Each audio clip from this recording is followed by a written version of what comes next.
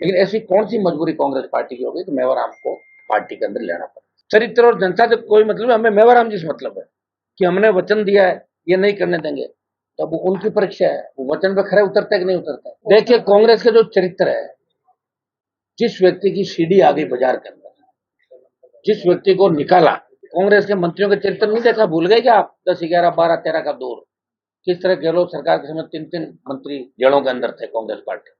यही कांग्रेस पार्टी अपने उस रिन्यू कर रही है कि हम वैसे ही हैं तो 2010, 11, 12 में हम बदले नहीं है 15 साल बाद।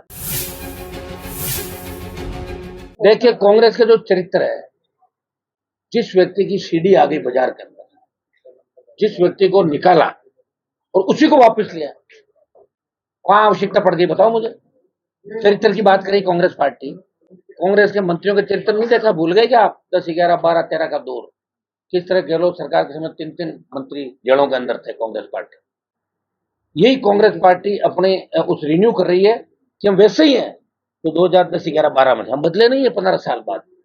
हमें चरित्र और जनता से कोई मतलब है, हमें मेवाराम जी से मतलब है।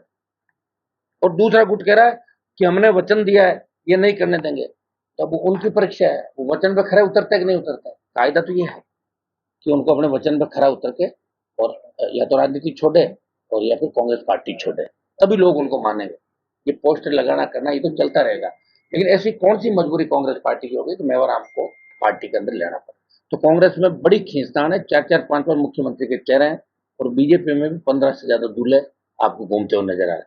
भजन लाल जी तो एकदम से बढ़ाए दूल्हे थे। कई बार क्या होता है कि एक वो अपने बढ़ाते हैं ना, जो बारात जाने के बाद पीछे बढ़ाते, क्या बोलते हैं, बारात जाने के बाद टूंटिया निकालते हैं ना पीछे, टूंटिया वाले हैं ये तो, जो बिना बारात के दूल्हे। हाँ, बारात किसी और की और टूंटिया निकाल दिया। और ये यही हालात आगे रहने वाला है। लेकिन आप चिंता नहीं कर, हम आपको आगे लड़ते हुए नजर आएंगे। अजमेर के अंदर भी पूरा हम टाइम देंगे। प्रदेश की टीम की घोषणा कर रहे हैं 2-5-7 दिन के अंदर। समय नहीं मिल रहा है, संघर्षों से नींद लेने का भी समय नहीं। आप बताओ, गाड़ियों में सो रहे हैं, निकल रहे हैं। बड़ा लंबा प्रेम बच्चों का है, हर जगह खड़े हैं, 15 मिनट रोक लेते हैं, 24 घंटे होते हैं दिन रात के अंदर। तो प्रयास में कर रहा हूँ राजस्थान को एक साथ खड़ा करके और नई सरकार राजस्थान में बने। तो कांग्रेस बीजेपी का जो गठबंधन चल रहा है, इस तरह लूट खसोटी लोग कर रहे हैं हर शहर के अंदर, हर जिले में।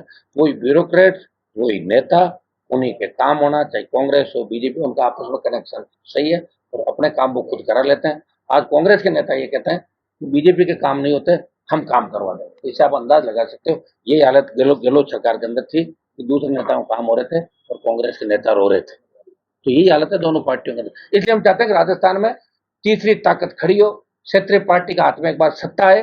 जब हरियाणा, पंजाब, उत्तर प्रदेश, बिहार, इन तमाम नॉर्थ ईस्ट साउथ के इलाकों के अंदर 10-10 पार्टियां जो राज कर गई, तो क्या राजस्थान इतना कमजोर नहीं है क्योंकि इसी ताकत को खड़ा नहीं कर सकता। अब नौजवानों ने करवट लिए और नौजवान अपने हक और अधिकार के लिए लड़ेगा और 28 में राजस्थान की सत्ता पर कब्जा करेंगे हम लोग।